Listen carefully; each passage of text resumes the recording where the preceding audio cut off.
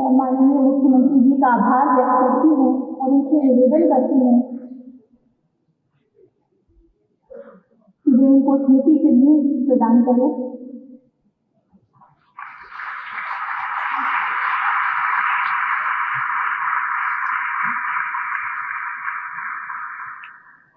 अब माननीय मुख्यमंत्री, आज का दिन आप लोगों के लिए बिल्कुल स्मरणीय होगा।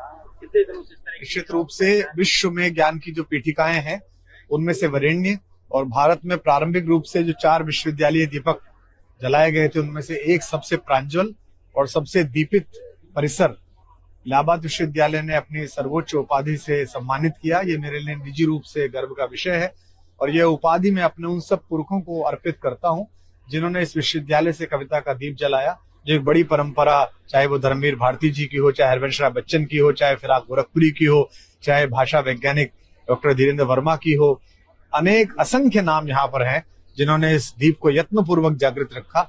मैं उसी दीप श्रृंखला का एक छोटा सा स्वर हूँ, तो मैं उन सब अपने पुरखों को तर्पण के रूप में ये उपाधि सौंपता हूँ। आपके समय का और आपका जो विश्वविद्यालय उसमें क्या बदलाव देखते हैं? विश्वविद्यालयों में राजनीति ने प्रवेश किया है, आवश्यक है, करना ही चाहिए। चाणक्य के परिसर में अगर सिंघरान और चंद्रगुप्त नहीं होंगे तो कहाँ होंगे, लेकिन मूलतः जो राष्ट्र धर्म है, जो देश है, जो विषय की विशेषज्ञता है वो प्राथमिक थी। उसकी प्राथमिकता थोड़ी पीछे गई है। विश्वविद्यालयों में जो अकादमिक राजनीति है वो बढ़ी है, राजनीति का हस्तक्षेप बढ़ा है। मैं सदैव ये कहता हूं कि शासन और सत्ता शिक्षा के प्रबंधन के लिए होनी चाहिए, नियंत्रण के लिए नहीं। तो आज विश्वविद्यालय पुनः उस मार्ग पर लौटा है। यहाँ अत्यधिक और समय के प्रतिकूल जो नारे थे उनके विपरीत अब यहाँ शांति है, लोग पढ़ रहे हैं, अपनी उपाधियां हासिल कर रहे हैं। मेरे साथ जिन बेटियों को और जिन बच्चों को स्वर्ण पदक मिला है मैं उनका भी बहुत सम्मान करते हुए उन्हें शुभकामना देता हूं और विशेष रूप से हर्षित हूं क्योंकि 2 पुत्रियों का पिता हूं कि सबसे ज्यादा प्रतिनिधित्व जो है बेटियों ने किया। तो उनकी ओर से बहुत आशान्वित हूं कि आने वाला भारत हमारी बेटियों के माध्यम से नया आकार लेगा।